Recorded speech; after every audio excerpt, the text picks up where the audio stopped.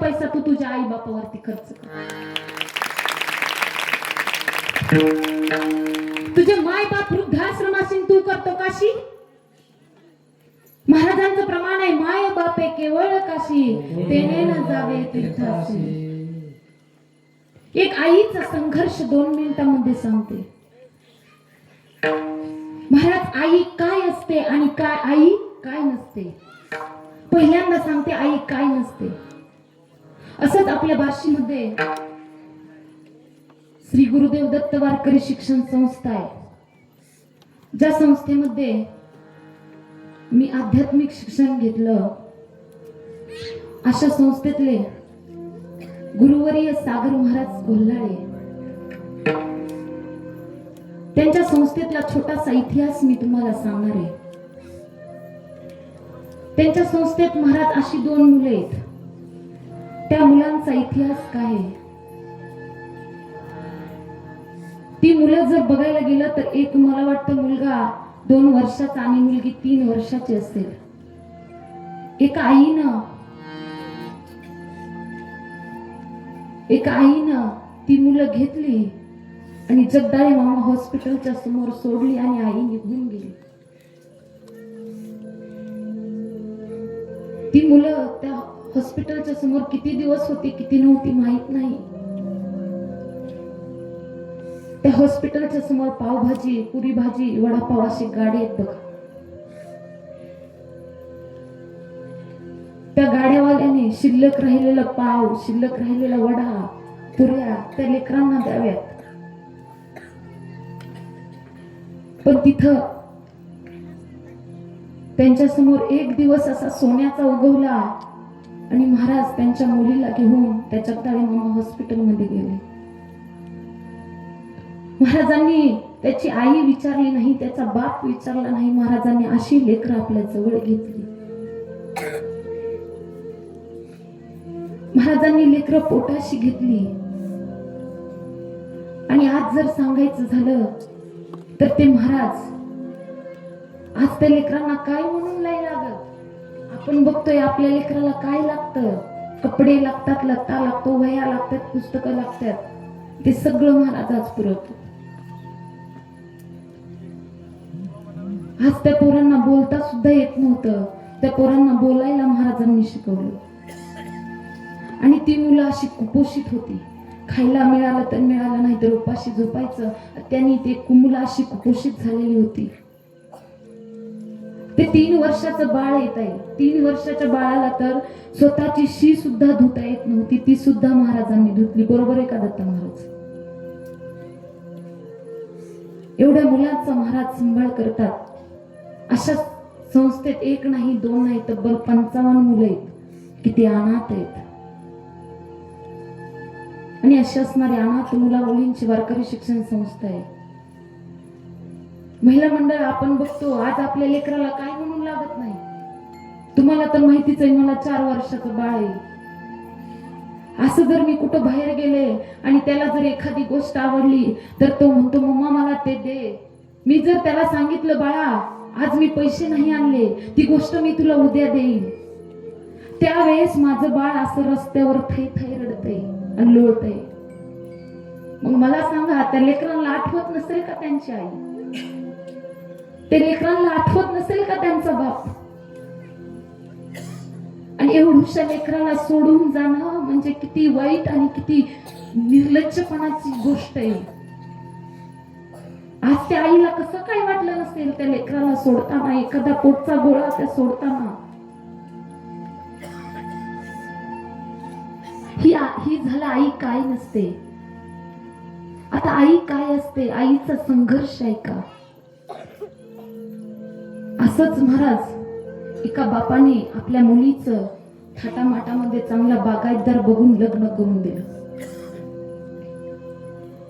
लग्न करून दिलं. सुखाचा संसार चालू होता. त्या सुखाच्या संसारामध्ये त्यांना एक पुत्ररत्न प्राप्त झाला. पुत्ररत्न प्राप्त झाला. 1 नाही 2 नाही, तब्बल 3 वर्षाचं ते बाळ झालं. आणि ते 3 वर्षाचं बाळ झाल्यावर त्यांच्यावरती एवढी वाईट परिस्थिती आली, एवढी वाईट परिस्थिती आली की त्या बाळाचा बाप अटॅकच्या आजाराने मेला. आणि आज तर आपण बघतच आहात. सकाळी मी बार्शीला जाताना पुलावरती एवढी फास्ट बोलेरो गाडी होती, सहज माझं लक्ष गेलं. मधात असं माणसाला धरलं होतं.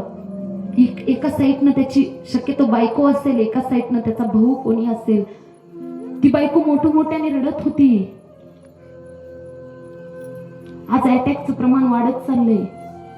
असंच त्या बापाला अटॅक आला आणि तो मृत्युमुखी पडला.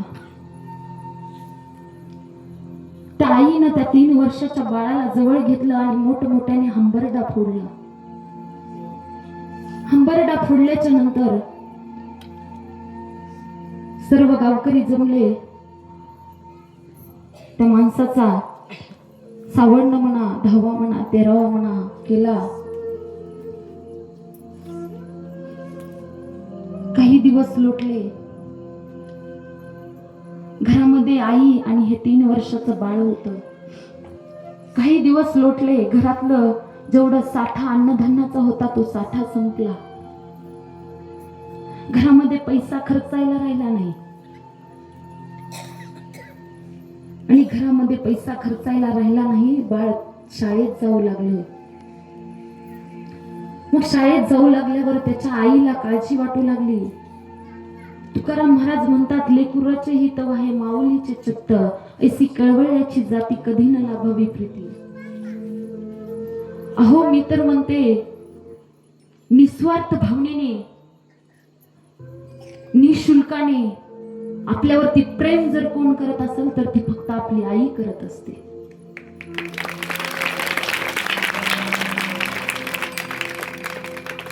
मग असंच त्या आईने आपल्या पतीचं दुःख बाजूला ठेवलं. तिनं विचार केला, बाबा आपला पती तर गेला, आपलं एकमेव या जगामध्ये आपलं मायेचं जर कोण राहिलं असेल तर आपला हा मुलगा राहिलाय. म्हणून तिने पतीचं दुःख बाजूला ठेवून शेतामध्ये दुसऱ्याच्या रोजाने कामाला जायची. मुलाला शाळेसाठी पैसा पुरवायची, त्याला दप्तर आणायची, वह्या आणायची, राहिलेल्या पैशातून घरामध्ये धान्य आणायची. एक दिवस मुलगा शाळेत गेला. शाळेत गेल्यावर शिक्षकांनी विचारलं, प्रत्येक मुलाला सर विचारू लागले, बाबा तुमचं पुढचं करिअर काय, तुमचं स्वप्न काय.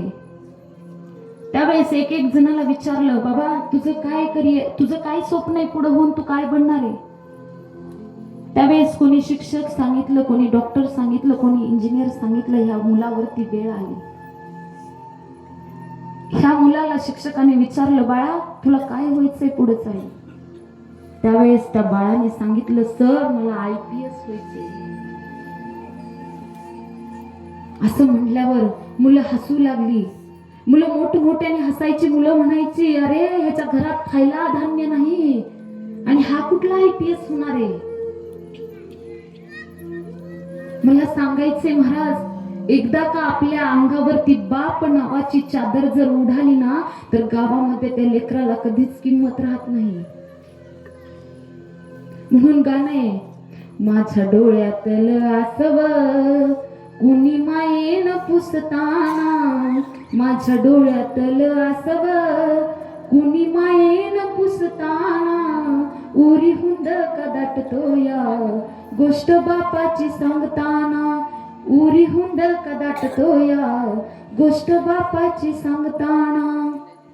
त्याच फाटक्या सदऱ्याला किती ठिगळ जोडी आली, उभ्या आयुष्याला त्यानं कशी कातर लावलेली.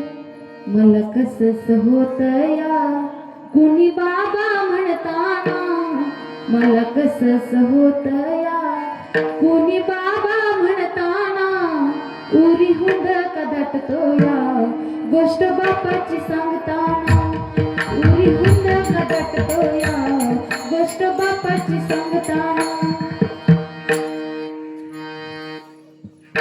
मला सांगायचंय मुलांनो, आज तुमचा ज्यांचा बाप आज जिवंत आहे ना त्या बापाला जपा. तुम्हाला नंतर बाप बाप बाप म्हणलं तरी सुद्धा बाप मिळणार नाही. म्हणून बापाला जपा आणि बापाला जपलंच पाहिजे.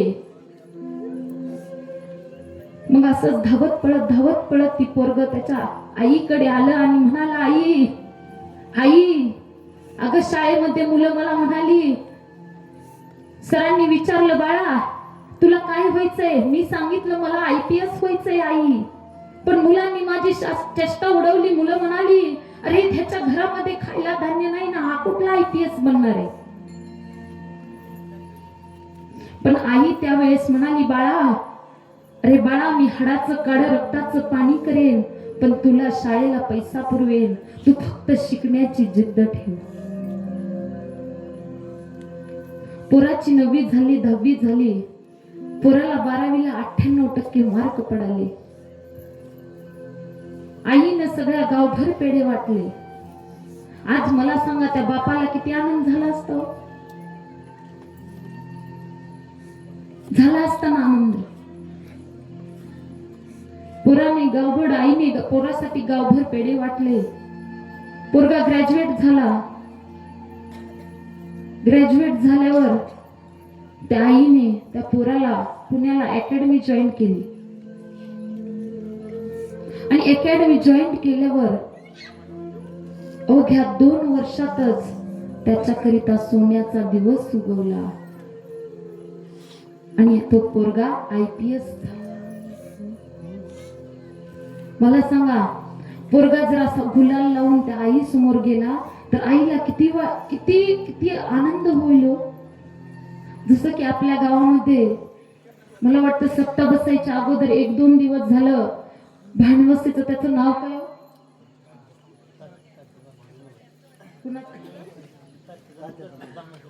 तात्या भानवसेचा मुलगा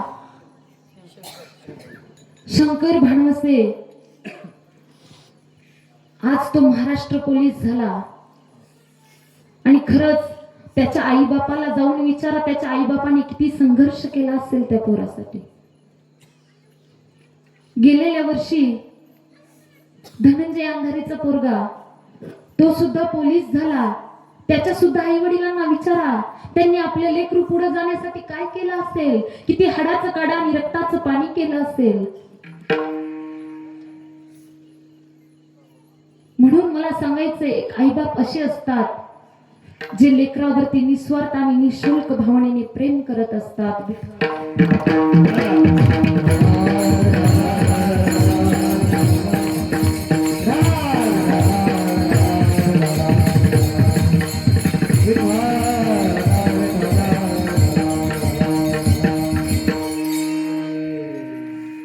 म्हणून नाथ महाराज सुद्धा सेवा करायला सांगतात. आई वडिलांची पहिल्यांदा सेवा करायला सांगतात. आज जर तुम्ही आई वडिलांची सेवा केली आणि या भंडगाव नगरीतल्या सुनांनी जर तुमच्या सासू सासऱ्यांची सेवा केली तर तुम्हाला कुठंच जायची गरज नाही. तुम्हाला अयोध्या, काशी, कुठल्याच तीर्थाला जायची गरज नाही. महाराज सुद्धा म्हणतात, माय बापे केवळ काशी तेने न जावे तीर्थाशी. आपलं काशी तीर्थच फक्त माय बापामध्ये. सबसे बड़ी है माँ, सबसे बड़ी